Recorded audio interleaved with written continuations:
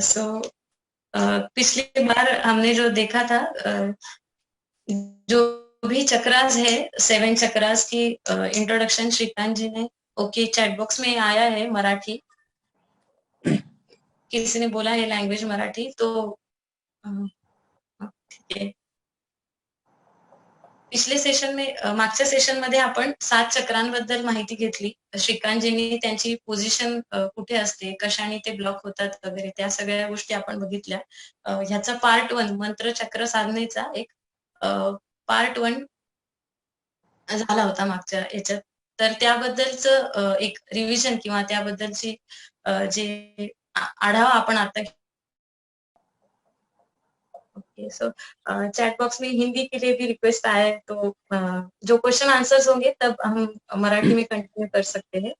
पहले कल के सेशन में हमने जो देखा था, श्रीकांत जी ने हमें समझाया था कि 5 कोश जो है हमारे, उनके बारे में जानकारी ली थी. जैसे पहला होता है अन्नमय कोश, फिर प्राणमय कोश, मनोमय कोश, विज्ञानमय कोश और आनंदमय कोश. सो ये कोशास के बारे में हमने डिटेल में देखा था. अन्नमय कोश जो है इट इज लाइक हार्डवेयर जैसा है, जो हम इंद्रियों से उसको महसूस कर सकते हैं, देख सकते हैं.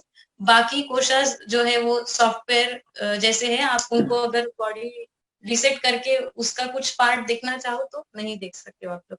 सो वो सॉफ्टवेयर रिलेटेड है बाकी कोशास.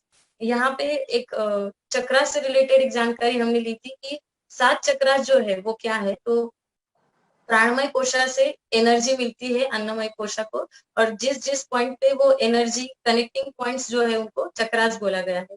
मेरे जानकारी के हिसाब से शायद अबव 100 कुछ ऐसे चक्रास है, और जो इम्पोर्टेंट 7 चक्रास है वो हम लोग अभी देखने वाले हैं. मतलब लास्ट सेशन में उसका कुछ पार्ट हमने देखा था. तो ये आपको स्क्रीन पे अभी दिख रहा होगा.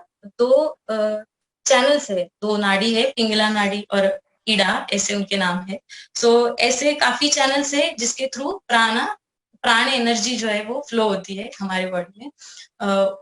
और जहाँ ये जो मेन है ईडा और पिंगला, ये नीचे से लेके आपको दिख रहा होगा, नीचे एक है मूलाधार चक्र, उससे लेके वो ऊपर तक क्रॉस करते हुए एक दूसरे को ऊपर तक जाती है लास्ट चक्र तक.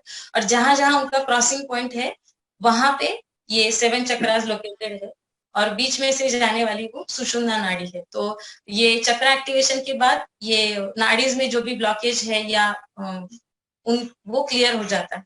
सुषुम्ना नाड़ी एक्टिवेशन ऐसा हम उसको बोल सकते हैं. उसके बाद में लास्ट सेशन में जो 7 चक्रास है उनकी पोजीशन हमने देखी थी. तो सबसे पहला होता है मूलाधार चक्र, जो रूट चक्र जिसको बोला जाता है, वो सबसे लोअर पोजीशन में होता है. फिर स्वादिष्टान चक्र वो सैक्रल बोन के एरिया में होता है. मणिपुर चक्र जो है वो उसके बाद में है नाभि का जो एरिया है वहां पे आता है मणिपुर चक्र उस एरिया में. फिर अनाहत चक्र, ये हार्ट जहाँ पे हमारा लोकेटेड है हृदय, वहां पे आता है.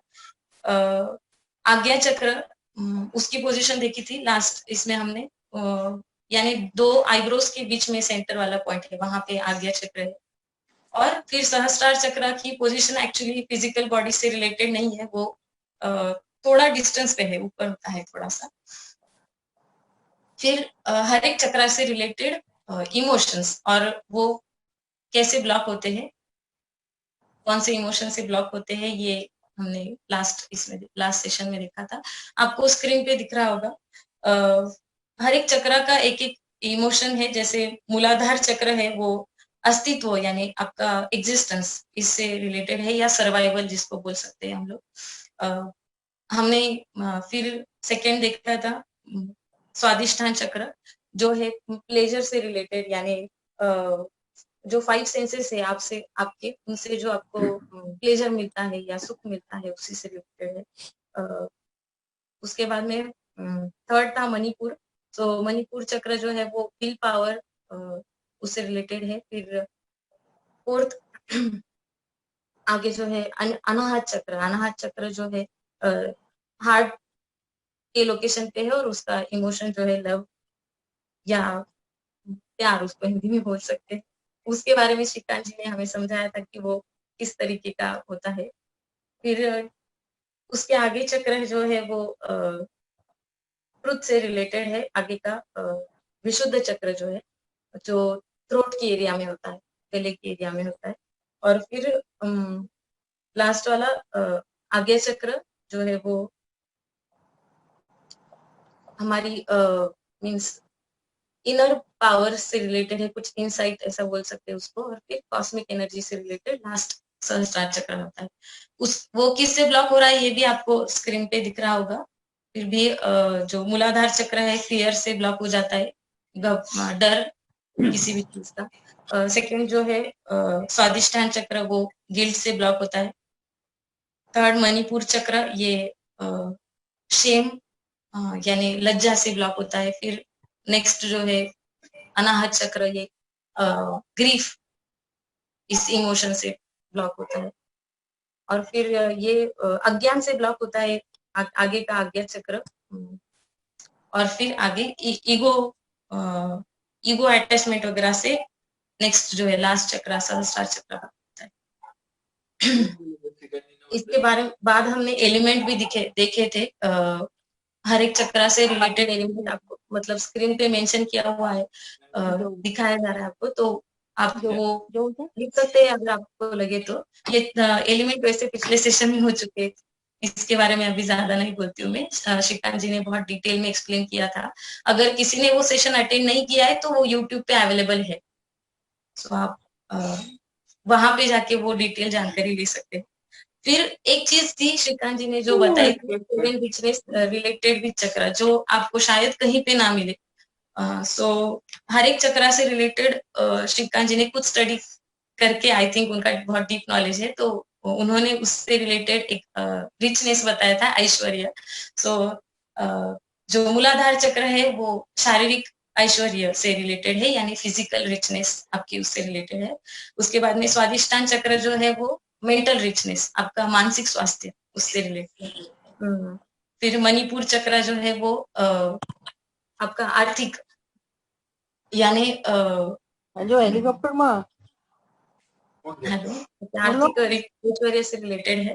फिर अनाहत चक्र जो है, अनाहत चक्र पे जो जीते हैं उनको बहुत सारे लोग वो एक दूसरे से मतलब वो कनेक्ट होते हैं लोगों से और जुड़ सकते हैं, तो वो सोशल रिचनेस उनको होता है, सामाजिक ऐश्वर्य उनके पास होता है। विशुद्ध चक्र पे रहने वाले लोग बौद्धिक रीति से ऐश्वर्य उनके पास होता है, वो रिचनेस होता है, इंटेलेक्चुअल रिचनेस।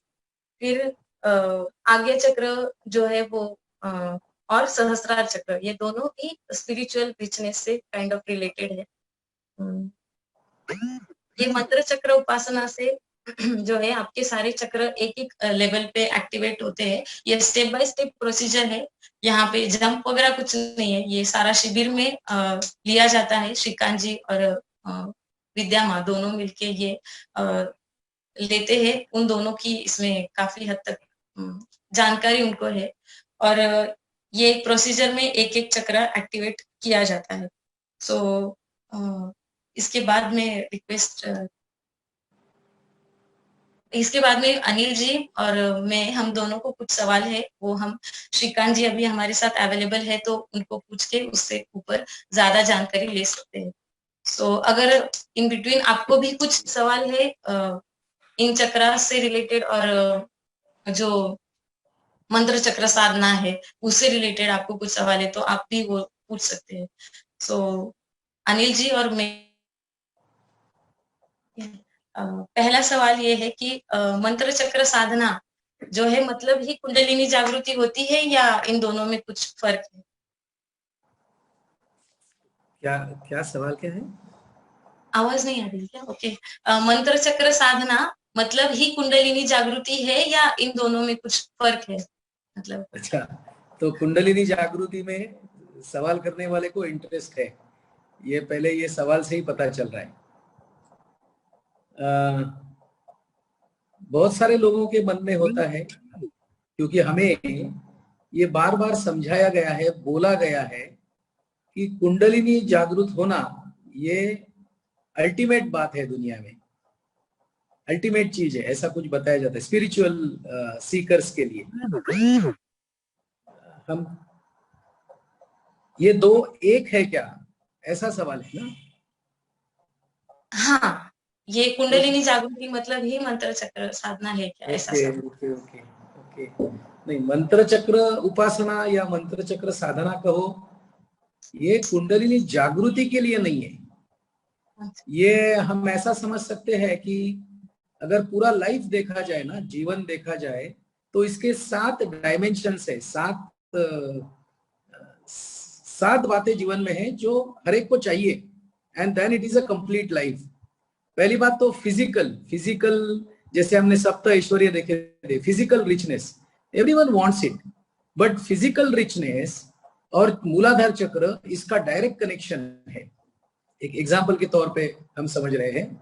दूसरा, हर एक को चाहिए मेंटल रिचनेस, मेंटली अनफिट हो या इम्बैलेंस्ड हो या डिस्टर्ब्ड माइंड हो, ये किसी को भी नहीं चाहिए, शांत मन सभी को चाहिए। तो ये सेकंड डायमेंशन है लाइफ का, जिसे कंप्लीट लाइफ कहेंगे। थर्ड इज इंटेलेक्चुअल, बौद्धिक श्रीमंती पण पाहिजे, इंटेलेक्चुअल रिचनेस भी चाहिए। फोर्थ इज सोशल, ये सब मेरे पास है। अगर लोग हम कहते हैं ना human being is a social animal, मतलब उसके जीवन में बहुत सारे लोग हैं ना, तो वो आदमी अलग है, और अकेला अकेला रहने वाला आदमी थोड़ा अलग ढंग से जीता है। ये सही गलत ऐसा कुछ नहीं है, लेकिन ऐसा है। तो social richness is also one of the important dimension of life. फिर है इकोनॉमिकल रिचनेस,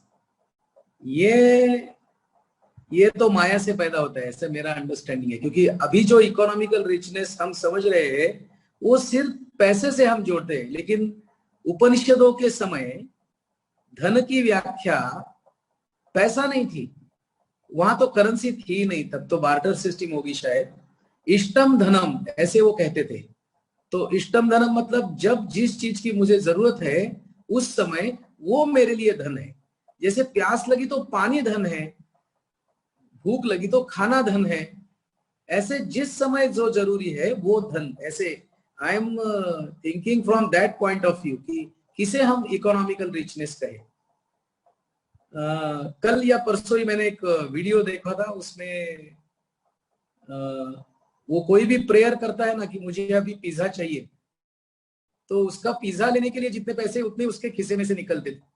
फिर कही जाता है मुझे कॉफी चाहिए, तो कॉफी लेने के लिए जितने पैसे चाहिए उतने उसके पॉकेट में से पैसे निकलते थे। ऐसा कुछ वीडियो देखा था।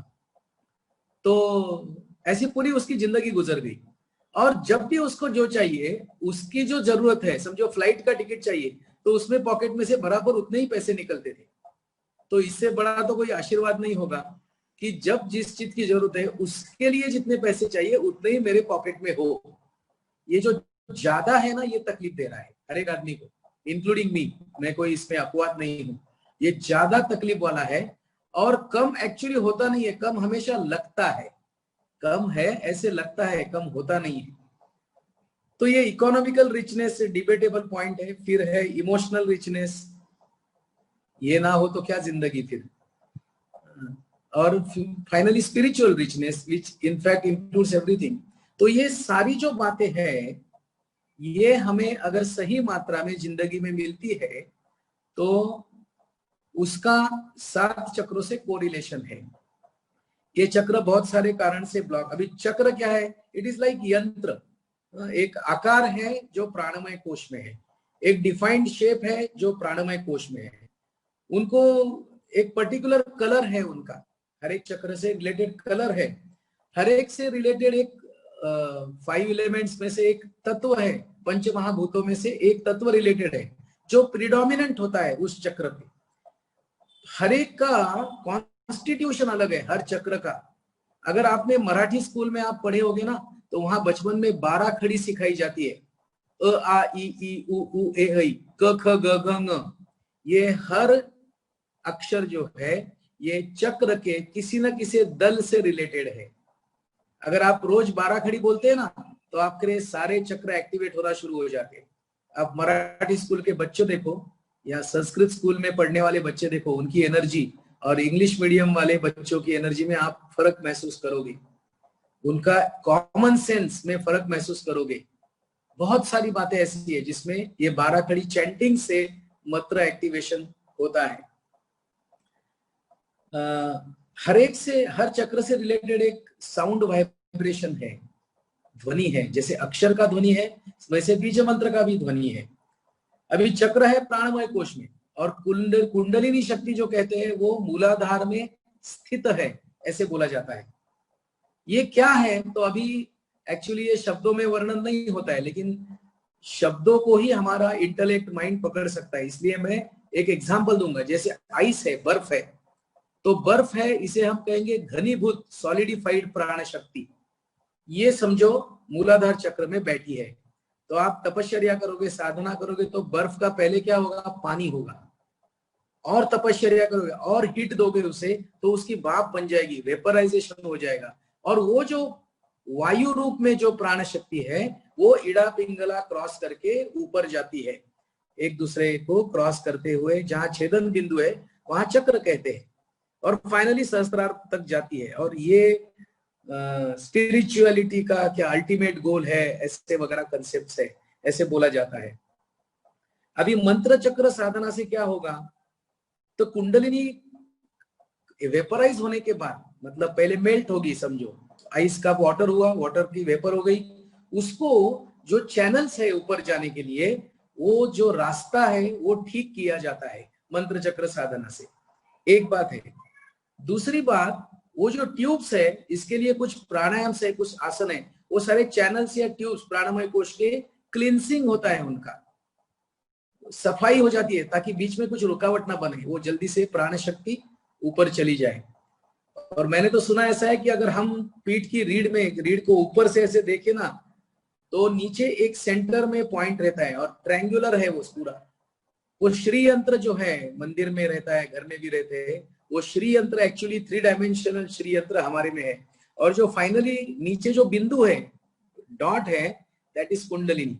लेकिन उसका साइज, जैसे कृष्ण भगवान आत्मा की साइज बताते हैं ना भगवत गीता में, वैसे इसका साइज बताना भी थोड़ा मुश्किल है। मैं कृष्ण भगवान आत्मा की साइज के बारे में क्या बोलते हैं वो बता दो, फिर शायद आपको समझ में आएगा क्या क्या साइज हो सकता है इसका। वो कहते हैं अपने सर का एक बाल निकालो, उसके 1000 टाइम्स वर्टिकल सेक्शंस लो, 1000 वेळा तो केस असा उभा कापा, 1 डिवाइडेड बाय 1000, ये जितना भी होगा ना वो आत्मा का साइज है, ऐसे एनोलॉजी बताई जाती है।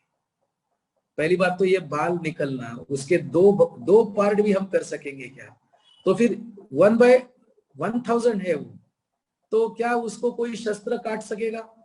वो दिखेगा तो भी हमारी आंखों से, क्या वो मन बुद्धि का विषय हो सकता है?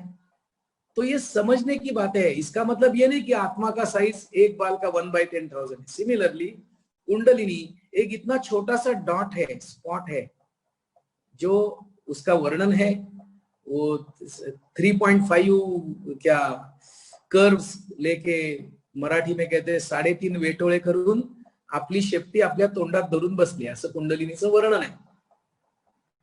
अभी जो सहज जीते हैं ना, जो सहज जीते हैं उनकी कुंडलिनी जागृत आसानी से होती है। जिनके पास थिंकिंग माइंड कम होता है उनकी कुंडलिनी अवेकनिंग फास्ट हो जाता है। वर्किंग माइंड ज्यादा, थिंकिंग माइंड कम। दूसरा, कुंडलिनी जागृति नेचुरली होती है ना, तो पता ही नहीं चलता ये सब हो रहा है। लेकिन दूसरा भी तरीका है, जो कुछ करने से, तपश्चर्या से या गुरु की कृपा से, जिसे शक्तिपात योग दीक्षा कहते हैं, ऐसे भी कुंडलिनी जागृत की जाती है। लेकिन कुंडलिनी जागृति और मंत्र चक्र साधना एक नहीं है, सपोर्टिव है। लेकिन मंत्र चक्र साधना में या मंत्र चक्र उपासना में कुंडलिनी जागृति ये हमारा उद्देश्य नहीं है। जैसे मैंने आपको 7 रिचनेस कहा, ये सारे 7 ऐश्वर्य अगर आपको प्राप्त हो गए तो और कुंडलिनी जागृत करके क्या करने वाले हो, करोगे क्या उसका? ये 7 आपको पता हो ना हो, सभी लोगों को यही चाहिए होता है। फिजिकल फिटनेस सभी को चाहिए, मेंटल फिटनेस चाहिए, इंटेलेक्चुअल रिचनेस चाहिए। ये 7 ही तो बातें हैं जो सब लोग चाहते हैं। इसके और कोई लाइफ है ऐसा मेरे तो समझ में है नहीं। तो शक्तिपात योग दीक्षा अगर लेते हैं किसी गुरु से, या कुंडलिनी साधना करते हैं लोग, या हठ योग साधना करते हैं, यहाँ हर जगह कुछ करना है, डूइंग है, इसमें तपश्चर्या है, इससे भी होता है और सहज जीने से भी होता है। When you are close to the nature, awakening of Kundalini happens by itself. When you are away from nature, you have to take efforts for awakening of Kundalini. ऐसे एक जनरल अंडरस्टैंडिंग इसके बारे में है. फिर भी इसके बारे में और कुछ किसी के मन में होगा तो बाद में पूछ लेना, अभी शायद इतना काफी है. Thank you. Thank you. बहुत अच्छे से इसका एक्सप्लेनेशन हुआ है. अगला सवाल है कि जैसे हमारी उम्र बढ़ती है तो उसी के साथ कोई चक्रा ब्लॉक होता है क्या? इमोशंस और उम्र के साथ. ये उम्र का ना हम बहुत ख्याल करते हैं, मुझे लगता है. देखिए, ज्ञानेश्वर महाराज की उम्र 14 साल की थी. क्या क्या क्या किया उस समय. शंकराचार्य जब हिमालय में गए थे, उनको यति एक साधु ने पूछा कि तुम कौन हो, तो जवाब में उन्होंने जो कहा है 8 साल की उम्र में, वो है निर्वाण षटक. रमन महर्षि का किस्सा है. 8 साल की उम्र में अपने अंकल को पूछते हैं, अंकल मुझे हाथ लगाओ ना. तो अंकल ने उनके हाथ को हाथ लगाया, तो बोलते ये तो आपने मेरे हाथ को हाथ लगाया, मुझे कहाँ हाथ लगाया. आप समझ रहे हैं, उम्र से कुछ होता है, ये हमारा मिसकंसेप्शन है. अगर उम्र बढ़ने से ज्ञान बढ़ता था, कुंडलिनी अवेकनिंग होती थी या एनलाइटनमेंट होता था, तो हम सिर्फ उम्र बढ़ने के इंतजार करते थे. तो पहली बात, ये उम्र से जोड़ना, यहाँ थोड़ा पहला वायरस है दिमाग में, ऐसे मेरा अंडरस्टैंडिंग है. दूसरी बात, उम्र बढ़ने से चक्रा ब्लॉक होते हैं क्या? अगर आप कुछ नहीं करोगे, दुनिया में नहीं जाओगे, ज्यादा सोचोगे नहीं, बैठे रहोगे और उम्र बढ़ती रहेगी, तो चक्रा क्यों ब्लॉक होगे? चक्रा ब्लॉक होने के कारण 3 होते हैं. एक प्लेस रिलेटेड, पर्सन रिलेटेड और सब्जेक्ट रिलेटेड. ये 3 के सिवा और चौथा कारण हो ही नहीं सकता है. आपके मन में प्लेस से रिलेटेड कुछ कंफर्ट या डिस्कंफर्ट होता है, पर्सन रिलेटेड कंफर्ट या डिस्कंफर्ट होता है, और सब्जेक्ट रिलेटेड कंफर्ट या डिस्कंफर्ट होता है. तो when it is comfortable, you are at ease, kundalini awakens by itself. When you are at discomfort, chakra block होते हैं कहो, कुंडलिनी ब्लॉक होती है कहो, सहजता चली गई. तो उम्र बढ़ने से नहीं, आप जीवन का अनुभव कैसे लेते हो, जीवन में क्या पार्टिसिपेट करते हो आप. क्या है, मुझे ना थोड़ा पेट का प्रॉब्लम है, तो मैं क्या बोलता हूँ, नहीं मैं बहुत कम खाता हूं. तो ये कम खाना नहीं हुआ, मैं खा नहीं सकता. म्हणजे ब्रह्मचर्याचं पालन, कारण तो नपुसक आहे म्हणून ब्रह्मचर्याचं पालन, याला ब्रह्मचर्य नाही म्हणत. संपूर्ण शक्ती असताना, सामर्थ्य असताना अहिंसेने वागणं, याला सामर्थ्य म्हणतात, याला शौर्य म्हणतात. सामर्थ्यच नाही आणि म्हणून मी ना अहिंसावादी आहे. तसं वय वाढल्याने नाही, जगताय कसे, किती जीवनात सहभागी होता है, त्यात उस पर डिपेंड करता है कि आपके चक्रास ब्लॉक होंगे या नहीं होंगे. क्योंकि जिसे जीना कहते हैं ना, दैट हैपन्स बाय इटसेल्फ. लेकिन आप जीने जाते हो, कुछ करने जाते हो और ब्लॉक हो जाते हो. This is what my understanding is. Thank you. अगला सवाल है कि चक्रास का शारीरिक और मानसिक स्वास्थ्य से कुछ संबंध है क्या? हाँ, यस, बहुत बहुत है, बहुत है. एक्चुअली पूरा टॉपिक इसी पर होना चाहिए, ऐसा ये है. मैंने ना जानबूझ के इस बारे में ऑलरेडी नोट्स बनाए थे. पिछली बार मैं वो सारे एक्सप्लेन करना रह गया, समय नहीं मिला था. लेकिन आज मैं चाहूंगा, आप शायद लिख भी सकते हो, आपके पास नोटबुक पेन है तो जरूर लिख लेना. दिस इज इम्पोर्टेंट नाउ. और इसमें थोड़ा हम पूरा समय देंगे, ये तो कम से कम पूरा करेंगे आज. तो मैंने जो नोट्स बनाए उसके आधार पे आपको बता रहा हूं.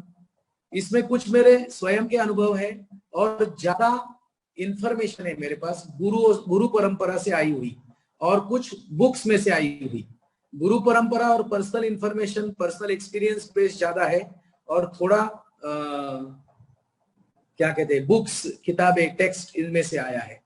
सो पहली बार, हर चक्र का पॉझिटिव्ह एस्पेक्ट है, निगेटिव्ह एस्पेक्ट है. प्रत्येक चक्राची सकारात्मकता है आणि नकारात्मकता पण है. तो ये पहले हम समझेंगे, हर चक्र की पॉजिटिव की बात क्या है और निगेटिव बात क्या है. दूसरा, चक्र एक्टिवेशन से लाइफ में क्या चेंज होता है. ये 3 पॉइंट पे मैं पूरे 6 चक्र के बारे में बताऊंगा. 7वें चक्र के बारे में कुछ इंफॉर्मेशन नहीं है, मेरे पास 0 एक्सपीरियंस है, तो मैं उस बारे में कुछ नहीं बता पाऊंगा. पहला मूलाधार चक्र है. तो इसमें पॉझिटिव्ह बात क्या है, तो इनोसन्स, निष्पापपणा, आपण निरागसपणा ज्याला म्हणतात, that is the sign, positive sign, positive characteristic of Muladhara chakra. फिर पायसनेस, पावित्र्य ज्याला म्हणतात, दैट इज कनेक्टेड विथ मूलाधार चक्र. पॉजिटिव बातें मैं पहले बता रहा हूं, पवित्रता किंवा पावित्र्य, पायसनेस. तीसरा, a love like a mother, मातृवत प्रेम. हे मूलाधार चक्राशिवाय संभवत नाही, कारण पृथ्वी तत्व तिथे प्रिडॉमिनंट आहे. आणि ते जे टिकाऊ प्रेम आहे ना, कायम इनहेरंट प्रेम आहे, ते मातृवत प्रेम फक्त पृथ्वी तत्व प्रिडॉमिनंट असेल तर असतं. मदर लाईक लव्ह म्हणूया आपण त्याला. आणि मातृवत बुद्धी, intellect also functions like mother. इसमें पेरेंटल अप्रोच होता है. ये मूलाधार चक्र की पॉजिटिव बातें हैं. अब मूलाधार चक्र से रिलेटेड निगेटिव बातें क्या है देखेंगे. पहला, अनैसर्गिक विषयोपभोग, seeking pleasure through senses in unnatural way. सीधी बात आहे, काहीतरी भलताच पदार्थ बनवून खायचा. भलताच म्हणजे नॉर्मली जेवायचं तसं नाही जेवणार, ते असं काहीतरी विचित्र बनवणार, चित्र विचित्र करून ते खाणार. This is negative side of Muladhara chakra. कुठलाही विषयोपभोग with reference to each sense. आणि सेक्स्युअल लाईफ मध्ये पण ही लोक अननॅचरल, अनयुज्युअल असं काहीतरी यांचं वागणं असतं, की समजा ही मूलाधार चक्राशी निगडीत काहीतरी निगेटिव्ह बाजू आहे. तीसरा, लैविश और लग्जरियस लाइफस्टाइल होती है, और इसके लिए बहुत तकलीफ है. सिंपल रहने के लिए कोई तकलीफ नहीं है. लैविश, लग्जरियस, दिखाऊपणा, शो जास्ती करणं, हा हे जे म्हणतात ना, हे मूलाधार चक्राची निगेटिव्ह बाजू आहे. मटेरियलिस्टिक अप्रोच होता है, भौतिकवादी दृष्टिकोन असतो, हा मूलाधार चक्राचा निगेटिव्ह आस्पेक्ट आहे. आणि त्याचा परिणाम एक होतो, अशा लोकांना इनडायजेशन, पोटाचा त्रास असतो सारखा, पचन नीट होत नाही, की समजावं मूलाधार चक्रामध्ये काहीतरी मोठी गडबड आहे. आता दुसरं चक्र आहे. आता हा समजा मूलाधार चक्र जागृत झालं तर त्याचे परिणाम काय. ते पहिलं तर विषयोपभोगांवर विजय मिळवता येतो. You can conquer on the pleasure seeking capacities और अप्रोच टुवर्ड्स प्लेजर सीकिंग. पावित्र्याचा आदर वाढायला लागतो, पवित्रतेला महत्व यायला लागतं जीवनामध्ये. आपल्याला स्वच्छ, शुद्ध आणि पवित्र 3 शब्द माहिती आहेत. फक्त स्वच्छतेची काळजी घेणारी लोक असतात, पण शुद्धपणा पाहत नसतात. काही जण फक्त शुद्ध आहे का बघतात, पवित्र आहे का बघत नाही. इथे पावित्र्याचा आदर मूलाधार चक्रामुळे आपोआप वाढायला लागतो. मॅच्युरिटी यायला लागते, परिपक्वता यायला लागते, पापमुक्ती व्हायला लागते. व पापमुक्ती म्हणजे काय, व्यासांची व्याख्या महाभारतातली, परोपकाराय पुण्याय पापाय परपीडन, इतकं तरी नक्की व्हायला लागतं. स्वार्थी वृत्तीचा नाश, सेल्फिशनेस कम होते जाता है. कंटिन्युअस प्लेजर, ब्लिस, सतत आनंदी वृत्ती व्हायला लागते. आणि 2 गोष्टी आहेत इथे. एक, आपका शरीर फ्लोट हो रहा है ऐसा आपको फीलिंग लगता है, बहुत बॉडी हल्का महसूस करते हैं आप.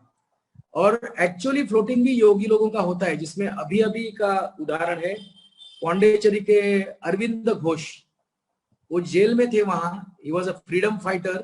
और रोज रात को जब वो मेडिटेशन करते थे, वो जेलर ने अपनी किताब में लिखा है, ब्रिटिश जेलर वॉज देयर, उनकी बॉडी जमीन से 6 से 9 इंच तक फ्लोट हो जाती थी और ऐसे ही रहते थे. He was very much respected there in that jail. वो जेलर ने जो बुक लिखा है उसमें ये वर्णन है कि अरविंद घोष की बॉडी फ्लोट होती थी. ये एक्चुअली फ्लोट होना ये एक बात है, थोड़ी एडवांस स्टेट है, लेकिन आपको फील होगा दैट यू आर फ्लोटिंग. ये मूलाधार चक्र जागृति का परिणाम हो सकता है. अभी दूसरा चक्र है स्वाधिष्ठान. इसकी पॉजिटिव बातें पहले बताता हूं, फिर निगेटिव बातें बताता हूं, और फिर चक्र जागृति के परिणाम क्या होंगे वो बताता हूं. पहले तो निर्मित क्षमता, क्रिएटिविटी आपकी बढ़ती है, ये स्वाधिष्ठान चक्र से रिलेटेड बात है. बुद्धिमत्ता, इंटेलिजेंस में बढ़ोतरी होती है, ये स्वाधिष्ठान चक्र से रिलेटेड है. स्फूर्ति, एंथुसियाज्म जिसे बोलते हैं, उत्साह, ये बढ़ता है. एक्स्ट्राऑर्डिनरी नॉलेज, असामान्य ज्ञान म्हणा त्याला. आणि असामान्य सौंदर्य, एक्स्ट्राऑर्डिनरी ब्यूटी, ये पॉजिटिव बातें हैं स्वादिष्टान चक्र से रिलेटेड। और निगेटिव बातें क्या है? Over thinking. आपका स्वादिष्टान चक्र अगर गड़बड़ किया ना तो आप बहुत सोचते हैं, आपको रात को नींद ही नहीं आने वाली, थॉट प्रोसेस रुकती ही नाहीये। चंद्र मनाचा कारक आहे बघा सांगतात, आणि वॉटर इलेमेंट जास्ती आहे स्वादिष्टान चक्रावर, पाण्याचा परिणाम येतो, चंद्राचा परिणाम होतो, त्यामुळे अति विचार करणं हे स्वादिष्टान चक्रामध्ये गडबड झाल्याचं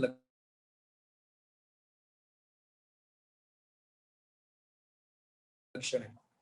कले त्यांना रस नसतो पण फाजीलपणा करतात रस दाखवतात। स्वादिष्टान चक्राचा निगेटिव्ह अँगल आहे तिथे। मादक पदार्थांची व्यसनं लागतात यांना, they get addicted by things like alcohol, tobacco, many things, addiction. So there is a problem in Swadhisthana chakra. खाण्याच्या वाईट सवयी त्यांना लागतात, चांगलं नाही खाणार, शरीराची हानी करणारच त्यांना आवडतं, म्हणजे प्रेयस आहे ते नाही खाणार, प्रेयस आहे ते खातील, श्रेयस नाही खाणार, असा काहीतरी त्यांच्यात बदल होतो। जो भले का है ना वो नहीं खाएंगे, जो अच्छा लगता है वो खाएंगे। गलत हैबिट्स, फूड हैबिट्स। स्वभाव रानटी व्हायला लागतो, क्रूर व्हायला लागतो, they start behaving like animals almost. This is the negative part of the Swadhisthana चक्र। आता याचे चक्र जागृती झाली तर परिणाम काय होतात बघा। तर पहिलं तुमचं यकृत, अशा 4 ग्रंथी आहेत, त्याचं फंक्शन चांगलं व्हायला लागतं। पहिलं यकृत, मूत्रपिंड, प्लीहा, स्वादुपिंड आणि फायनली गर्भाशय। या 5 गोष्टींचं फंक्शन अतिशय चांगलं व्हायला लागतं। जर तुमचं स्वादिष्टान चक्र ऍक्टिव्हेट झालं, जागृत झालं, तर त्याचे आता यकृताशी निगडीत आजार आपल्याला माहिती आहेत। We know many diseases connected with the liver. मूत्रपिंड म्हणजे आपण त्याला काय म्हणायचं? किडनीज ना, किडनीज, ओके। प्लीहा म्हणजे काय म्हणायचं? प्लीहा, स्प्लीन, स्प्लीन, पित्ताशय आहे ना? स्वादुपिंड, स्वादुपिंड, स्वादुपिंड म्हणजे पेनक्रियास, पॅन्क्रियास, पॅन्क्रियास, पेनक्रियास म्हणजे स्वादुपिंड। पॅन्क्रियाटायटिस होतो बघा जास्ती दारू पिणाऱ्यांना। तर आता ह्या 4ही ग्रंथींची निगडीत सगळे आजार दूर होतात, प्रोव्हाइडेड युअर स्वादिष्टान चक्र इज ऍक्टिव्हेटेड। आणि गर्भाशयाचे जर आजार असतील कुठले तर तेही याच्याने बरे होतात। आणि याचा परिणाम काय होतो तर माणसाची ओव्हरऑल कार्यक्षमता चांगली होते। आपका एवरेज परफॉर्मेंस एक्स्ट्राऑर्डिनरी होने लगता है, और पूरा परफॉर्मेंस ये ग्लैंड्स के सिक्रेशन पे डिपेंड करता है। And we are more psychosomatic है ना, ज्यादा डिसीजेस, तो सारे psychosomatic diseases they are related to Svadhisthana chakra. Chronic diseases जो भी है वो स्वादिष्टान चक्र से रिलेटेड है, और वो ये ग्लैंड से कनेक्टेड है, ये अपने आप ठीक होने लगते हैं। इसकी अलग साधना है। किसी को बीमारी है तो ज्यादा समय देना पड़ेगा स्वादिष्टान चक्र साधना के लिए। हम कोर्स में जो सिखाते हैं ना वो एक जनरल पैकेज सिखाते हैं, लेकिन आपको पर्टिकुलर प्रॉब्लम है तो उसके लिए इंडिविजुअली बता सकते हैं, लेकिन वो मासेस के लिए नहीं होता है। तो शिविर में सबके लिए नहीं बताते, एवरेज जो उसका बेसिक ट्रेनिंग है वही हम वहां पूरा करते हैं। अभी मणिपुर चक्र पर हम जाएंगे। मणिपुर चक्र की पॉझिटिव्ह बातें पहले हम समझ लेते हैं। उच्च प्रतीच्या जाणीवांची निर्मिती, हाई क्वालिटी परसेप्शंस कहो या अवेयरनेस कहो, ये बढ़ने लगता है। तीसरी बात है गद्य, पद्य और वाङ्मय आप में से बाहर निकलने लगता है, लिटरेचर बाहर आने लगता है। काय त्याला आणखीन म्हणता येईल आपल्याला, थोडक्यात साहित्य प्रसवायला लागतं तुमच्यात, की समजावं मणिपूर चक्र ऍक्टिव्हेशन झालेलं आहे, हा त्याचा काय पुरावा असतो दैनंदिन जीवनामधला। चांगले लेख लिहिता यायला लागतात, मुद्देसूद भाषण करता यायला लागतं। भाषण करताना वाहत जात नाही। आप अगर किसी विषय पे भाषण दे रहे हैं तो उसमें कंसिस्टेंसी होगी, आप डेविएट नहीं होगे। हाँ, आर्टिस्टिक, ये प्रशांत जी ने बोला है, आर्टिस्टिक जो आपकी क्वालिटीज है वो बाहर आने लगती है।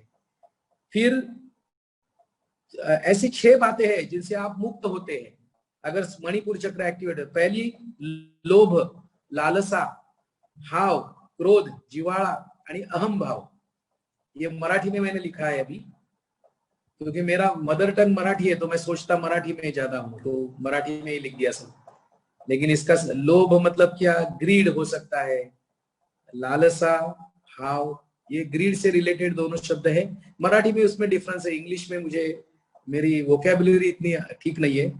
क्रोध, एंगर कह सकते हैं, जिव्हाड़ा, इसको अटैचमेंट हम कह सकते हैं, अहम भाव, ईगो कह सकते हैं। इनसे ना छुटकारा होने लगता है, और इनसे छुटकारा हो गया तो स्वर्ग ही हो गया समझो जीवन का। सो स्वर्ग की शुरुआत दरवाजा मणिपुर चक्र से खुलता है, मूलाधार और स्वादिष्टान पे नहीं। यहां से आगे कुछ अच्छा होने लगता है, जिसे कहेंगे स्पिरिचुअल इवोल्यूशन कहेंगे हम। अभी इसके निगेटिव बातें देखते हैं हम, क्या है मणिपुर चक्र से रिलेटेड। आप घरेलू मामलों में उलझ जाते हो बार बार।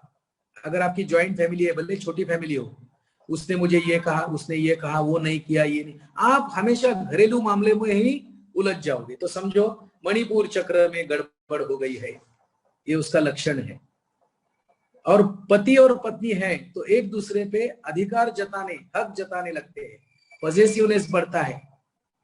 तिने असंच केलं पाहिजे, त्याने असंच केलं पाहिजे, ये अगर डिक्टेटरशिप आ गई, पॉझेसिव्हनेस आ गया, तो समझना प्रॉब्लम मणिपुर चक्र में है, आप में नहीं है। मतलब ठीक होने का चांस है, तो रिलेशंस अच्छे हो सकते हैं। तीसरी बात, या तो आप ज्यादा खाने लगते हैं या ज्यादा उपवास करने लगते हैं, दो एक्सट्रीम पे जाते हो। कुछ लोग बिल्कुल खाते नहीं है और कुछ लोग इतना खाते हैं, ये दोनों भी डेंजरस है, सम्यक होना चाहिए। तो ये दो, ज्यादा खाना या बिल्कुल नहीं खाना शुरू हो गया, तो समझो मणिपुर चक्र पे थोड़ा काम करना जरूरी है, तो हम बैलेंस में आ जाएंगे। तीसरा, विषयोपभोग और मद्यपानाची आवड, ऐसे मैंने लिखा है। सेंसुअल प्लेजर सीकर बनते हैं, बहुत पीछे उसके लगते हैं। और ड्रिंक्स, क्या दारू पीना, ये बहुत पसंद आने लगता है, ये बातें पसंद आने लगती है, तो समझना मणिपुर में गड़बड़ हो गई। अभी मणिपुर अगर जागरूक होता है तो उसके इफेक्ट्स क्या है, परिणाम क्या है। एक तो आपकी सेंस ऑफ रिस्पॉन्सिबिलिटी बढ़ती है, you become more responsible day by day, day by day, day by day. So first is becoming responsible, that is Manipur चक्र। दूसरा, मराठी में कहते हैं दूरदर्शीपणा, जिसे विजनरी कहते हैं ना, तुम्हें यू बिकम अ विजनरी, आपको दूर का पहले ही दिखने लगता है, देन यू प्लॅन प्रॉपरली। दुसरी बात, यू बिकम, त्याला मराठीत म्हणायचं, आपल्या कर्तव्यामध्ये रमायला लागता तुम्ही, कर्तव्यापासून दूर नाही जाणार।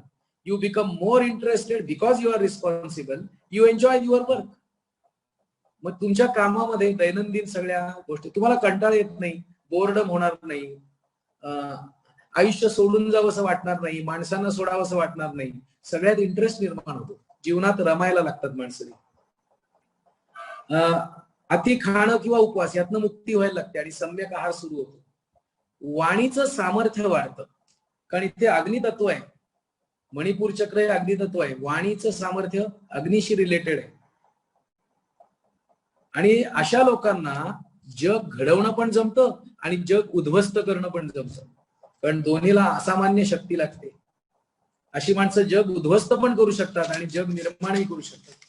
अतिशय कर्तृत्ववान व्यक्ती असतात, हे जर ऍक्टिव्हेट झालं तर। आता आपण अनाहत चक्राकडे जाऊया, त्याच्या पॉझिटिव्ह पॉइंट्स काय आहेत, तर तुम्ही सतत सत चित आनंद या स्थितीचा अनुभव सुरू होतो अनाहत चक्रावर। सच्चित आनंद, कॉन्शियसनेस, ब्लिस, असं ती स्टेट असते।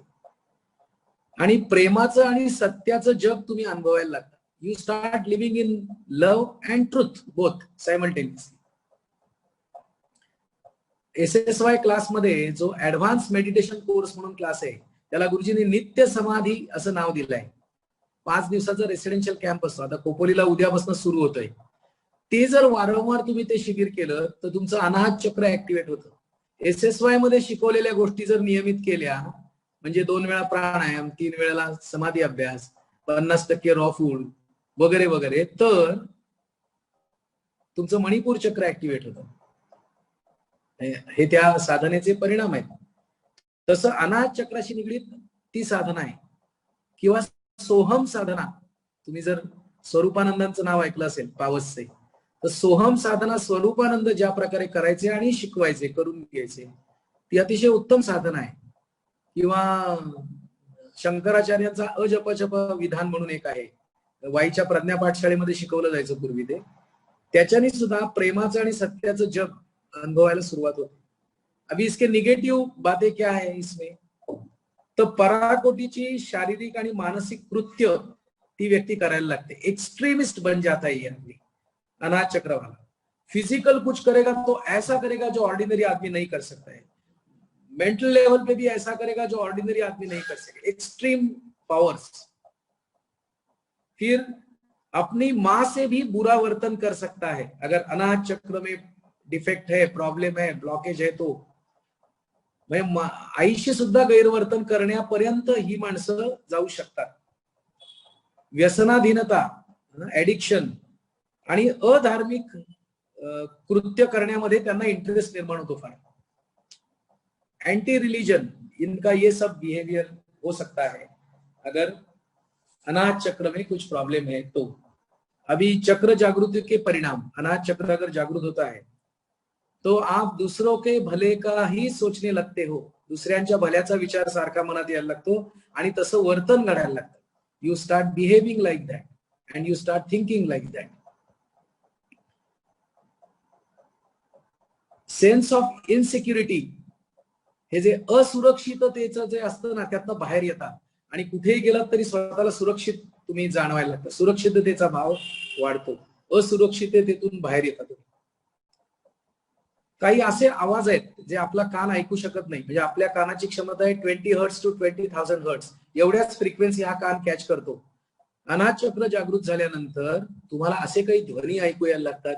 त्याला दिव्य ध्वनी असा योगशास्त्रामध्ये शब्द आहे. ते ध्वनी तुम्हाला ऐकायला यायला लागतात. काही फ्रिक्वेन्सी तुमचा कान कॅच करायला लागतो.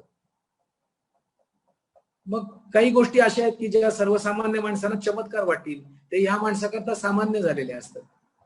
पण ऑर्डिनरी माणसाला, पर्टिक्युलरली मुलाधार आणि स्वाधिष्ठानवाल्यांना तर दैवी चमत्कारच वाटतात. अशी गोष्ट अनाज चक्र जागृतीनंतर याच्यातून सहज घडायला लागते, कारण याच्या पंचेंद्रियांच्या क्षमता वाढतात. हा त्याचा कारण असतं. त्याचं प्रतिभा जागृती, लेखक, कवी, कलावंत हे सगळे अनाज चक्र जागृतीचे परिणाम आहेत. निरोगी शरीर, बढ़िया तंदुरुस्ती, और इतना ही नहीं कि दूसरों को ठीक करने की पावर बढ़ने लगती है. दुसऱ्यांना बरं करण्याची क्षमता वाढायला लागते. और ये लोग हमेशा अनडिस्टर्ब रहते हैं in any situation. They don't get disturb.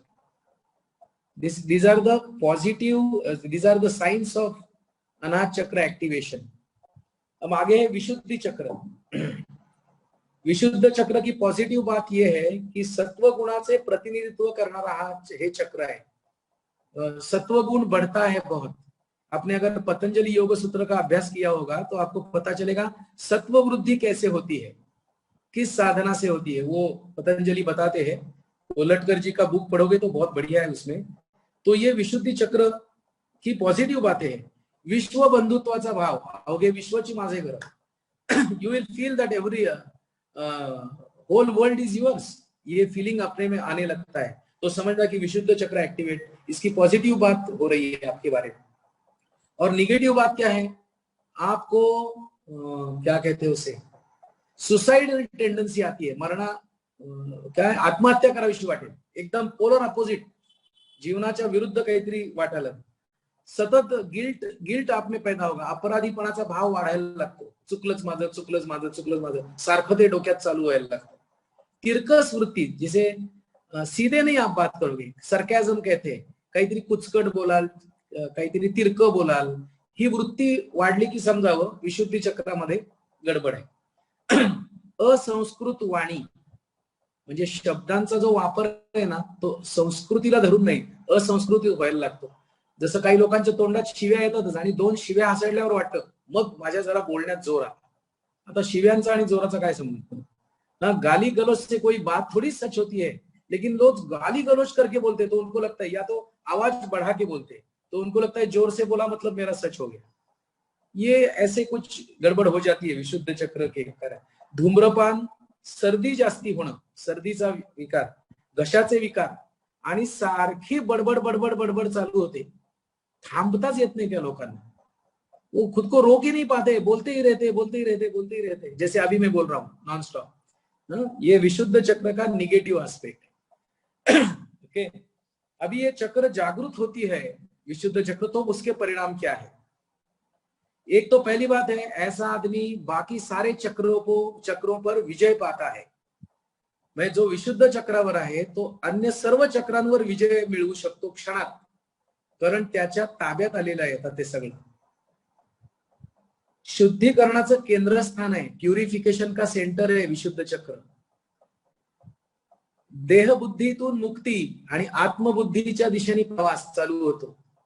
समबडीनेस से नोबडीनेस, एवरीबडीनेस या नथिंगनेस की तरफ ऑटोमेटिकली जर्नी शुरू होता है. इस अवस्था में योग सिद्धि जिसे कहते हैं, योग सिद्धि अलग है और ये पतंजलि जो सिद्धि विभूतिपाद में बताते हैं वो अलग है. योग सिद्धियां प्राप्त होती है यहाँ. इसको एक्स्ट्राऑर्डिनरी मेंटल पीस मिल जाती है.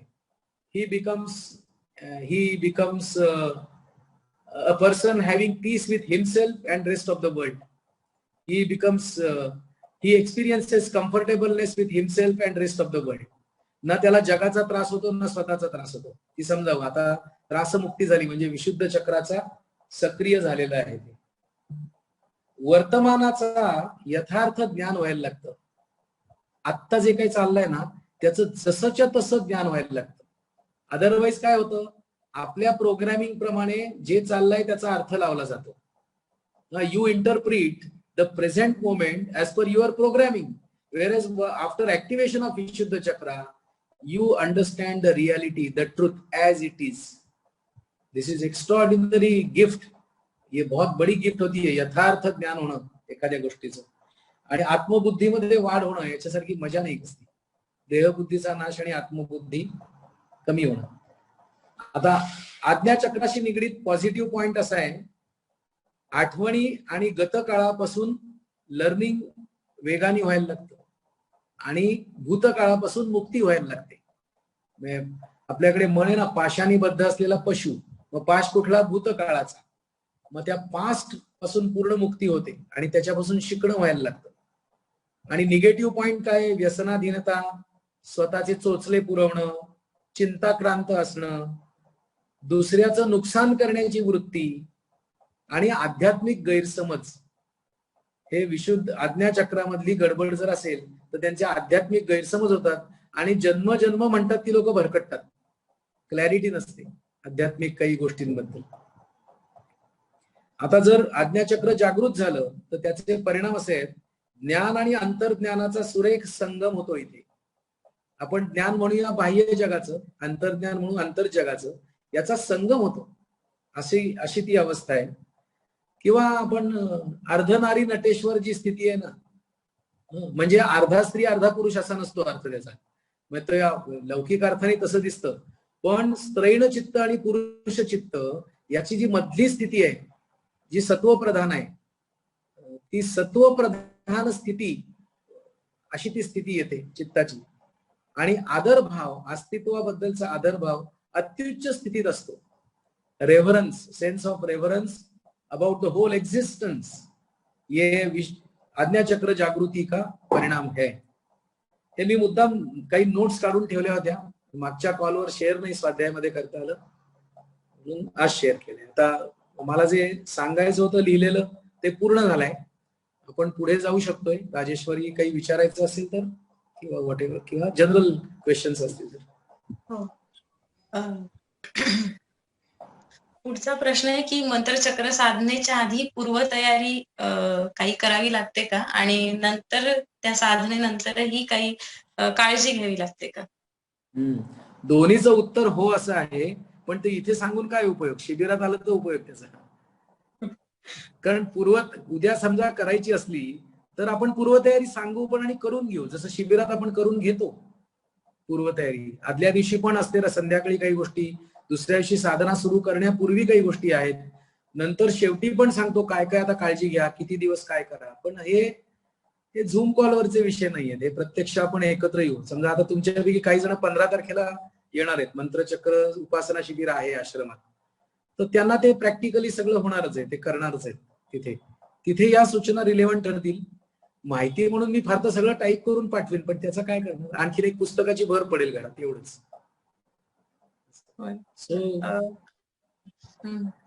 पुढचा प्रश्न की मंत्रचक्र साधनेसाठी कुठल्या दिशेला बसायला पाहिजे किंवा त्याची पोझिशन कशी असायला पाहिजे याबद्दल काही स्पेसिफिक? ओके, तर हे ना कर्मकांड किंवा डूज अँड डोंट्स कडे आपण चाललोय आता खरं म्हणजे. तर याचे आहेत नियम, म्हणजे याला उपयुक्तता आहे. आता अगदी जसं आपण म्हणतो दक्षिणेकडे पाय करून झोपू नका, तर त्याच्यामध्ये अध्यात्म नाहीये, सायन्स आहे, विज्ञान आहे. त्याच्याने काय होणार आहे ते पॉझिटिव्ह निगेटिव्ह सगळं, चुंबकीय परिणाम, चुंबक क्षेत्र, ते आहे सगळं. मग आता कुठे तोंड करून बसावं? आता आपल्याकडे अशी पण म्हणे, मी करीन ती पूर्व दिशा. मग ह्या म्हणीचं काय करायचं? मी करीन ती पूर्व, याच्याशी काय करायचं? तर इथे काय, तुम्हाला स्वतःला काही मिळवायचं असेल ना, तर ह्या सगळ्या नियमांची आवश्यकता आहे. पण तुम्हाला जगाच्या कल्याणाकरता साधना करायची असेल तर कुठलाही नियम त्यांना लागत नाही. व्यष्टीभूत काही असेल, माझ्या करता म्हणून असेल, तर नियमांचं पालन आवश्यक. पण मला गायत्रीचं व्रत करायचंय, पण समाजाचं कल्याण व्हावं म्हणून काही नियम नाही. मनात आलं की तोच मुहूर्त, ज्या क्षणी वाटेल तोच मुहूर्त असतो. वैयक्तिक काही प्राप्ती करायची असेल तर मुहूर्त बघायला लागतात, पथ्य पाळायला लागतात. इतरांकरता करण्यासाठी काही नाही, प्रत्येक क्षण चांगलाच असतो. पण हे सगळं आपण शिबिरात बोलूया. ईश्वर करो आणि आपल्या सगळ्यांच्या प्रारब्धात असं एकत्र येणं घडो, एवढंच. धन्यवाद. पुढचा प्रश्न असा आहे की बाहेरच्या वातावरणात चा म्हणजे काही पॉझिटिव्ह निगेटिव्ह, सकारात्मक नकारात्मक काही परिणाम असा चक्रांच्या एनर्जीवर होतो का? कशावरती कशावरती? चक्रांच्या ऊर्जेवरती बाहेरच्या पॉझिटिव्हिटी निगेटिव्हिटीचा काही परिणाम होतो. कारण हा एक्सचेंज सतत चालू असतो.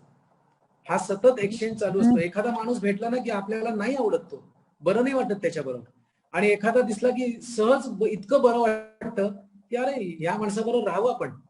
कारण त्याची आणि तुमची चक्र कुठेतरी मॅच होतात. ही सॉकेट आणि प्लग थेरी आहे थोडक्यात.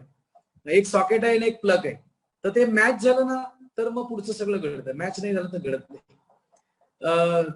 परिणाम कसे होतात बघा. आता मध्ये मी 1 वर्षापूर्वी एक व्हिडिओ पाहिला होता. तुमच्या मोबाईल मधला डाटा किंवा लॅपटॉप मधला डाटा जर हॅक करायचा असेल तर एक असं यंत्र निघालं, तुमच्या शेजारून तो माणूस गेला आणि काहीतरी 3 का 10 सेकंद काहीतरी ती बॅग आणि तुमची बॅग जवळ असेल तर तुमच्यातला सगळा डाटा इकडे ट्रान्सफर होतो. मग आता त्या निर्जीव मोबाईल बद्दल किंवा लॅपटॉप बद्दल हे घडतं, तर आपल्या सजीवांबद्दल एकमेकांच्या जवळ जाण्याने येण्याने नाही का घडणार? हा झाला कॉमन सेन्सचा भाग. तर ठिकाणाचा परिणाम होतो, व्यक्तींचा परिणाम होतो, आणि एखादा विषय असेल त्याचाही परिणाम होतो. या एक्सचेंज ऑफ निगेटिव्हिटी पॉझिटिव्हिटी हे द्वैतातले खेळ आहेत, पण आहेत.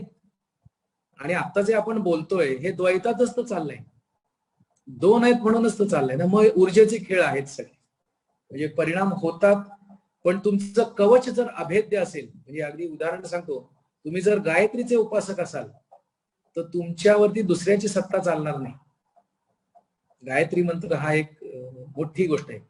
किंवा अगदी साधं सांगतो, पळसाची काठी येते बघा, पलास नाम का वृक्ष आहे, उसका डंडा पकडो, तो वातपित्त कफाचं सत्वरज तमाचं बॅलन्सिंग करतो.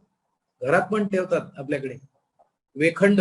इफ यू होल्ड वेखंड, ती एक औषधी काष्टौषधी आहे, कायम बरोबर ठेवा. शरीराला गळ्यात बांधा, हाताला बांधा, कुठेही बांधा. हे सगळं तुम्हाला काही गोष्टींपासून प्रोटेक्शन देतं. तुमचं साधनेचं कवच, साधनेमुळे जर कवच निर्माण झालं चांगलं, तर बाहेरचा कसलाही परिणाम तुमच्यावर होणार नाही. पण वैयक्तिक साधना उपासना नसेल तर बाहेर कोणी शेजारून गेला तरी गडबड होते. ते आपल्या आपल्या सामर्थ्यावर आहे. त्यामुळे रोज काहीतरी स्वतः करता करणं हे आपलं प्रोटेक्शन, कवच वाढवणं, स्ट्रॉंग करण्याचा उपाय होऊ शकतो. आता आपण देवळात जातो बघा, म्हणजे देवळात जाण्याची पद्धत आहे.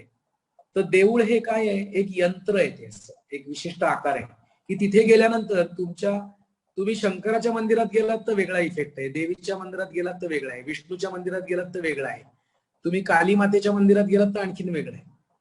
तिथल्या रचना, तिथली व्हायब्रेशन्स याचे वेगवेगळे परिणाम आहेत. आणि ते परिणाम कुठे होतात तर तुमच्या एनर्जीवर होतात. मग एनर्जी सेंटर्स कुठली आहेत, तर ही 7 चक्र एनर्जी सेंटर्स आहेत. मग देवळात गेल्यावर विचार घंटा वाजवा लगेच विचार थांबतात बघा क्षणात. म्हणजे माइंड लगेच शांत होऊन जातं. शंखनाद त्याचा परिणाम आहे, म्हणजे ध्वनी परिणाम करतात. आणि ह्या प्रत्येक चक्रांशी निगडीत ध्वनी आहेत, मंत्र आहेत. आणि ते आम्ही ऍक्च्युली तिथे सगळं करतो. पूर्वतयारी पण आहे. प्रत्यक्ष साधना पहिल्यांदा शिकताना जास्ती वेळ लागतो, मग रोज करताना 40-50 मिनिटं सुद्धा पुरतात. पण ते एकदा शिकलं की निदान 42 दिवस तरी सातत्याने करावं, म्हणजे त्याचे रिझल्ट दिसायला लागतात. आणि सर्वात जास्ती काम करावं लागतं मूलाधार चक्रावर. You need to work hard on Muladhara chakra. त्या शुद्धीमध्येच वेळ जातो, पुढचं फार सोपं असते काम. सो त्याला गायत्री सारख्या आहेत उपासना, त्याच्याशी निगडीत काही विशिष्ट प्राणायाम आहेत, योगिक क्रिया आहेत, योगासनं आहेत, आहाराविषयी काही त्याच्यात पथ्य आहेत, काळजी घेण्यासारखं आहे. सायलेन्सचा खूप चांगला उपयोग होतो त्या सगळ्यासाठी. आणि दुसरं समष्टी यंत्र, म्हणजे एक देऊळ आपण म्हणतो तसं ना, अस्तित्व पण एक देऊळच आहे मोठं. मग त्या अस्तित्वाशी जर आपण एकरूप झालो ना, तुम्ही जलाशयाजवळ थांबलात, निसर्गाच्या जवळ गेलात, जंगलांमध्ये गेलात, असं तर तुम्हाला कुंडलिनी जागृती किंवा चक्र जागृतीचे फायदे होतात. मला एक तर टार्झन पिक्चर मी पाहिला होता लहानपणी. तर टार्झनला केवढा उत्साह, बापरे, बोलायचं बिलायचं काही नाही, कायम सायलेन्स मध्ये. पण त्याला पशु पक्ष्यांची प्राण्यांची भाषा पण कळायची. ते खरं का खोटं मला माहिती नाही, पण टार्झन सारखं जर जंगलात राहिलो असतो मी पण, तर त्याच्यासारखाच राहिलो असतो का काय असं वाटतं. आणि निसर्गापासून स्वतःला दूर केलं आणि माझ्या चक्रांमध्ये गडबड झाली की काय, असा मनात विचार येतो. Okay, thank you. काही प्रश्न आजच्या सेशन मधून आलेले आहेत पार्टिसिपेंट्स कडून. त्यातला पहिला प्रश्न, whether mantrachakra sadhana helps to tackle overthinking, confusion and indecisiveness. Yes, the answer is the preparation for mantra chakra sadhana helps you to resolve all these things. मंत्र चक्र साधना तो बड़ी लॉटरी है, लेकिन उसका जो प्रिपरेशन है उसके भी बहुत फायदे हैं. जैसे विदाउट काम settled mind end sharp intellect you cannot proceed further in spirituality. एक अक्कल पण लागते थोडीशी चांगली आणि शांत मन लागतं. तर त्याची तयारीच आपण करून घेतो आणि मगच मंत्रचक्र साधनेला सुरुवात करतो. सो काम end settle mind end sharp intellect का जो प्रिपरेशन है उसमें ही आपको ये बेनिफिट्स मिल जाते हैं. थँक्यू. एक सगळ्यांना सुचवीन बरं का, समुद्र स्नान जर तुम्हाला स्वच्छ समुद्र मिळाला तर कधी चुकू नका. समुद्रावर जाऊन आंघोळ करणं हे अतिशय उपयुक्त आहे, ऑरा क्लिनिंग साठी अतिशय उपयुक्त आहे. नंतर मानस पूजा अतिशय उपयुक्त आहे. आणि गायत्रीचा मानस जप, मोठ्याने म्हणून नाही, मनातल्या मनात, दॅट इज ऑल्सो हेल्पफुल.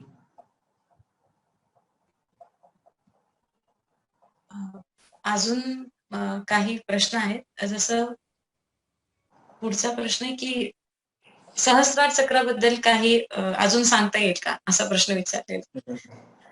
खरं सांगू का, मी तुम्हाला कुठल्या तरी पुस्तकातलंच सांगेन, मला काही माहित, मी तिथपर्यंत गेलेलो नाही, मला काही त्याचा अनुभव नाहीये.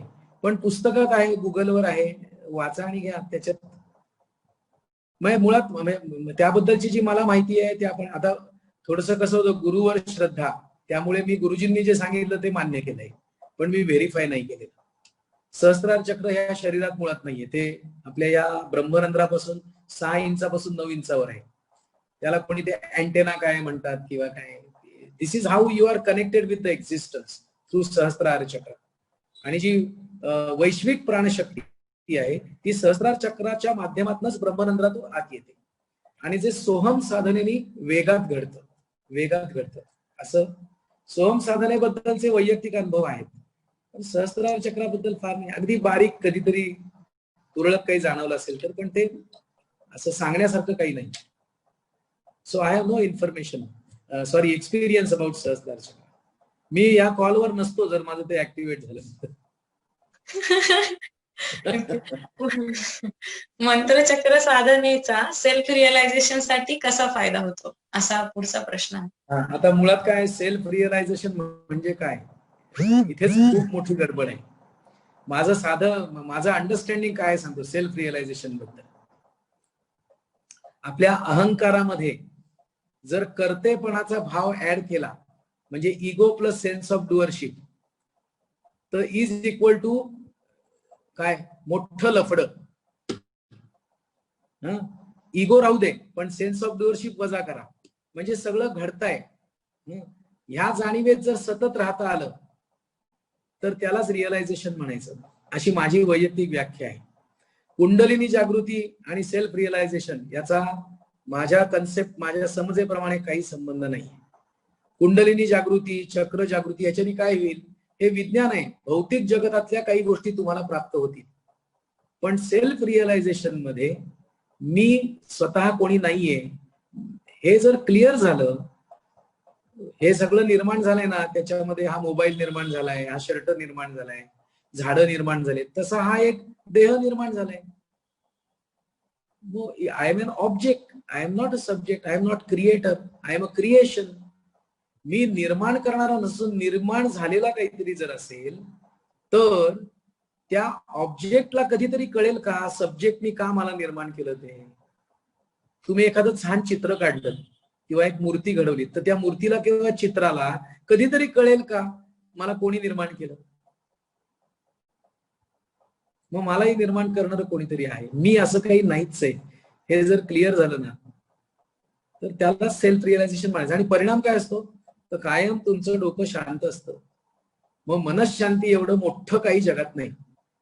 आणि आपल्याला जास्ती जास्ती कोणाचं डोक्यात असतात माहितीये का, ज्यांच्याशी आपलं पटत नाही ती जास्ती वेळ डोक्यात असतात, आणि ज्यांच्यावर प्रेम आहे त्यांना आपण विसरून जातो. मग हे काय विचित्रपणा सगळं. सो चक्र जागृती हे सगळे प्रकार सपोर्ट करतील, पण त्याचा मला व्यक्तिशः ज्याला सेल्फ रिअलायझेशन मी म्हणतोय त्याच्याशी संबंध नाही, त्याचा सिद्धींशी पण संबंध नाही. सिद्धी प्राप्त झालेली लोक पण गटांगळ्या खाताना दिसतात, पण सेल्फ रिअलाइज सोल मरणाच्या मुखात सुद्धा शांतपणे प्रवेश करू शकतो. असं थोडी सिंपल डेफिनेशन आहे पण अशीच आहे. पुढचा प्रश्न आहे, मानस पूजा म्हणजे काय असं विचारलंय. आता ज्यांना षोडशोपचार पूजा माहिती असेल, 16 उपचारांची एखाद्या मूर्तीची जी आपण पूजा करतो ती सगळीच्या सगळी मनाने करायची. ही असामान्य साधना आहे, ही सोपी नाही. तुम्ही एकदा करायला जा, कमीत कमी 10,000 वेळा तुम्ही त्या पूजेतून बाहेर जा. 10,000 वेळा षोडशोपचार पूजा होईपर्यंत ते मन एका ठिकाणी स्थिरावणं. सगुण ध्यान सोपं आहे, निर्गुण ध्यान कठीण आहे. त्यामुळे प्रत्यक्ष पूजा सोपी आहे, मानस पूजा अवघड आहे. पण ती जर जमली तर लॉटरी लागली. मनाने ते सगळे उपचार करायचे, 16 उपचार. थँक्यू. चक्रात काही प्रॉब्लेम असेल तर काय करावे असा प्रश्न आहे. गमतीत सांगेन, मंत्रचक्र उपासना शिबिर करावे. हा, हर्षदानी याचं उत्तर दिलंय. पण दिलंय. आपल्या काही पार्टिसिपेंट्सनी त्याचं उत्तर हेच दिलंय जे तुम्ही सांगितलं आता की शिबिर करावे. कारण ना शिबिराचे टप्पे कसे आहेत सांगतो मी तुम्हाला. पहिले अंडरस्टँडिंग नंतर एक्सपिरियन्सिंग, आणि एक्सपिरियन्सिंग नंतर रिअलायझेशन. म्हणजे आधी समजून घेणं काय ते, मग त्याचा अनुभव घेणं, पण अनुभव सुद्धा तात्पुरताच असतो आणि मनाच्या पातळीवरच फक्त असतो. आणि तिसरा टप्पा आहे बोध झाला की कायमचं काम झालं. समजणं किंवा अनुभव येणं हे कायमचं नाही. आपले समजही बदलतात आणि आपले अनुभव पण कायमचे नसतात. त्यामुळे मी स्वतः अनुभवलं याला काही अर्थ नाहीये. मी कायमचा तसा झालो का, तसा जगायला लागलो का, तर that is realisation. Irreversible reaction आहे. सो शिबिराचा परिणाम काय होतो, तर you reach up to the state of realisation. Experience शिबिरात नक्की मिळतो, पण रिअलायझेशन साठी घरी जाऊन परत ते करावं लागतं एका टप्प्यापर्यंत. आणि मग ते तुमचं झालं काय, मग ते तुमचंच झालं ते. थँक्यू. अजून काही कुणाला प्रश्न असतील तर तुम्ही चॅटबॉक्स मध्ये टाईप करू शकता किंवा अनम्यूट करून विचारू शकता. जे सोपं असेल ते करा. मी सगळ्यांना ओळखत नाहीये, कृपया नावं सांगा म्हणजे मला कळेल कोणाशी बोलतोय. थँक्यू.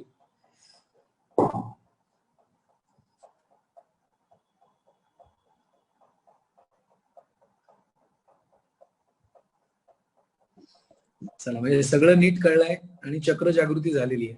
शांतता आहे का?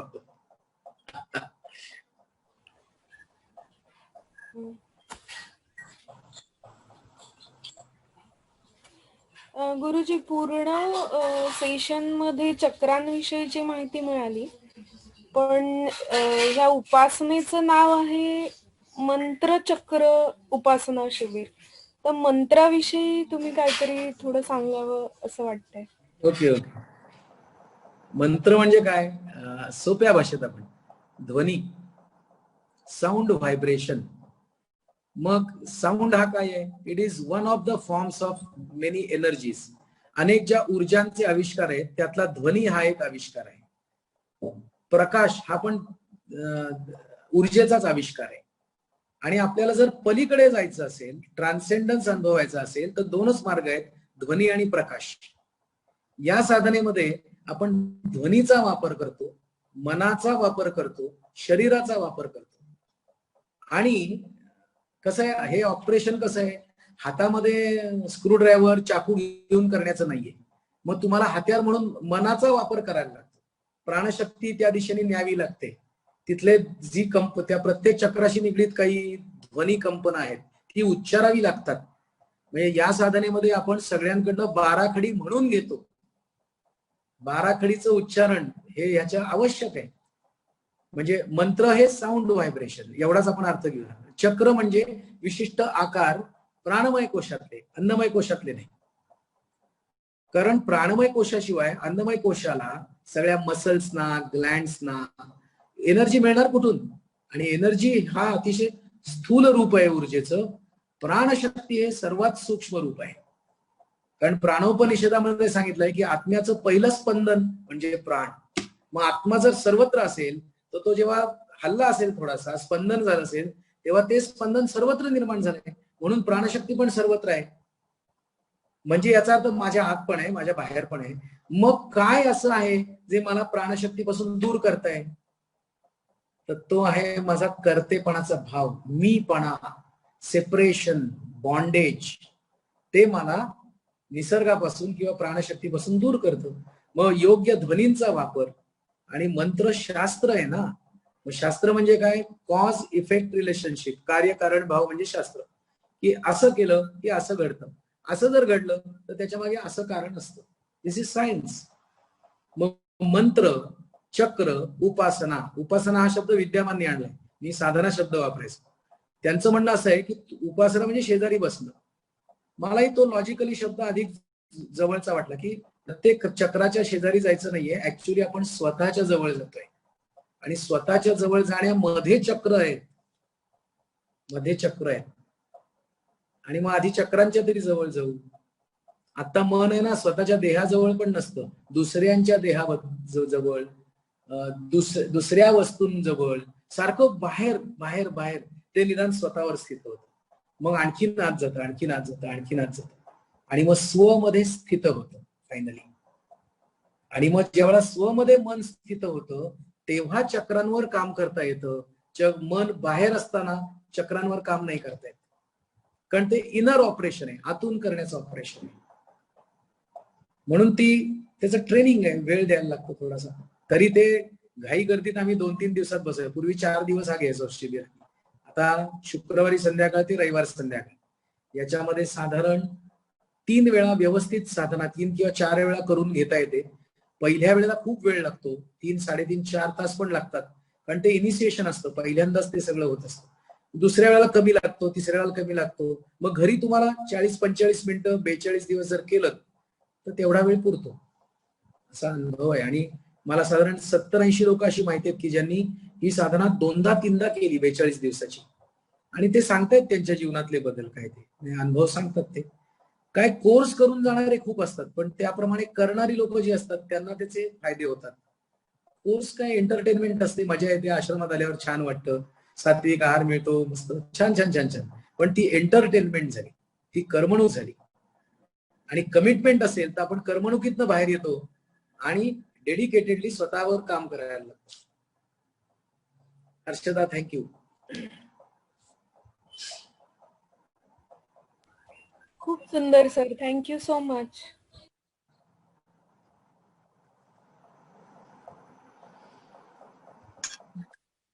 प्रश्न बहुतेक नाही आहेत अजून. एक प्रश्न आहे. मी बरोबर. संजय इंदोरहून बोलतोय. मला विचारायचं होतं की या साधनेतून ज्या शरीराला सध्या असलेल्या व्याधींमध्ये काही फरक पडतो का, म्हणजे त्याच्यात उपचारार्थ त्याचा फायदा होतो का आणि दिसतो का तो? हा, आता ज्यांनी साधना केली त्यांनी हो असं उत्तर दिलंय प्रत्येक वेळेला. पुस्तकांमधली माहिती पण हेच सांगते, गुगलवरची माहिती पण हेच सांगते. मी स्वतः गेली काही वर्ष मला स्वतः करता काही मागावं, स्वतः करता काही करावं ही सवय राहिली नाही.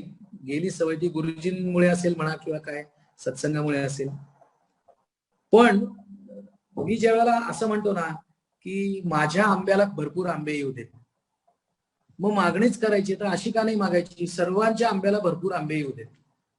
सर्वांच्या झाडाला जर आंबे आले ना तर माझ्या झाडाचे आंबे मी नीट खाऊ शकतो. त्यात माझं झाड पण आलं. त्यामुळे आता जरा मोठं मागायची सवय झाली, फक्त स्वतः करता नाही. पण गेली काही वर्ष असं जाणवत आहे की मानसिक पातळीवर आणि बौद्धिक पातळीवर उत्तम आरोग्य मी अनुभवतोय. शारीरिक पातळीवर मी दुर्लक्ष करतो म्हणून माझी काही वेळेला गडबड होते, पण अदरवाईज काही मोठा आजार बिजार मोठा त्रास असा काही होत नाही.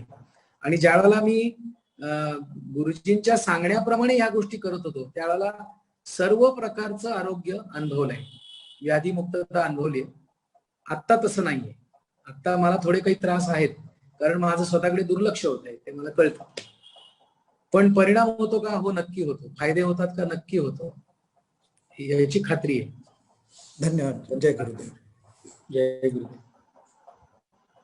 स्नेहल देशमुख यांनी हँड रेज केलाय. काही तुम्हाला प्रश्न आहे का?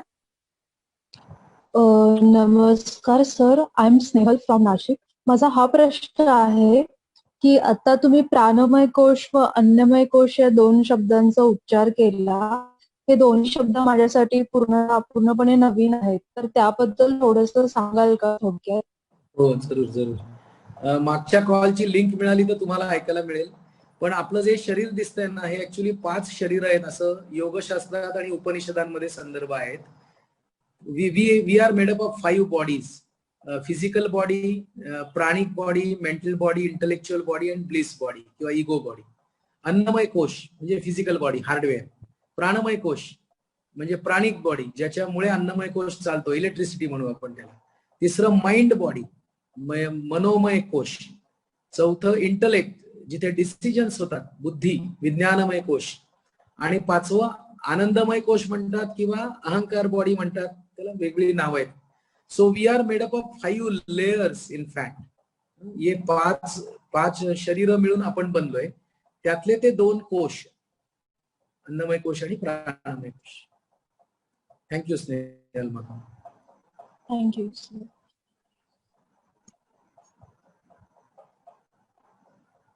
अजून काही प्रश्न असतील तर अनम्यूट करून तुम्ही विचारू शकता.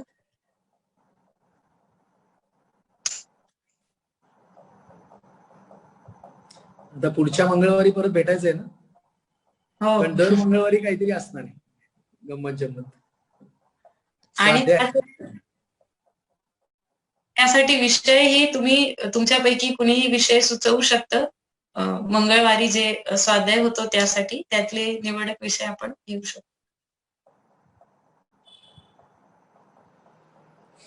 प्रश्न नसतील तर आपण प्रार्थना घेऊन थांबूया.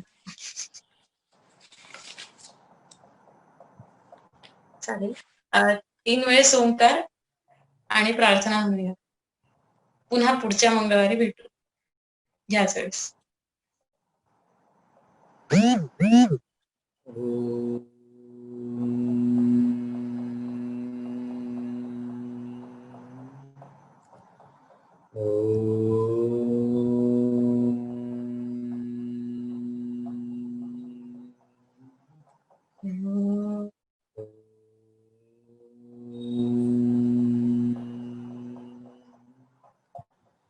असतो मा सद्गमय तमसो मा ज्योतिर्गमय मृत्योर्मा अमृतं गमय.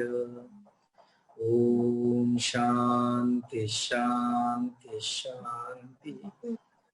हरिः ओम श्री गुरुभ्यो नमः हरिः ओम जय गुरुदेव धन्यवाद शुभरात्री प्रश्न काही असतील तर पाठवा व्हॉट्सअप ग्रुप असेल तर किंवा राजेश्वरीला आधी प्रश्न आले तर अभ्यासपूर्वक उत्तर देता येतील ऐन वेळेला आले तर काय सुचेल ते थँक्स टू एव्हरीवन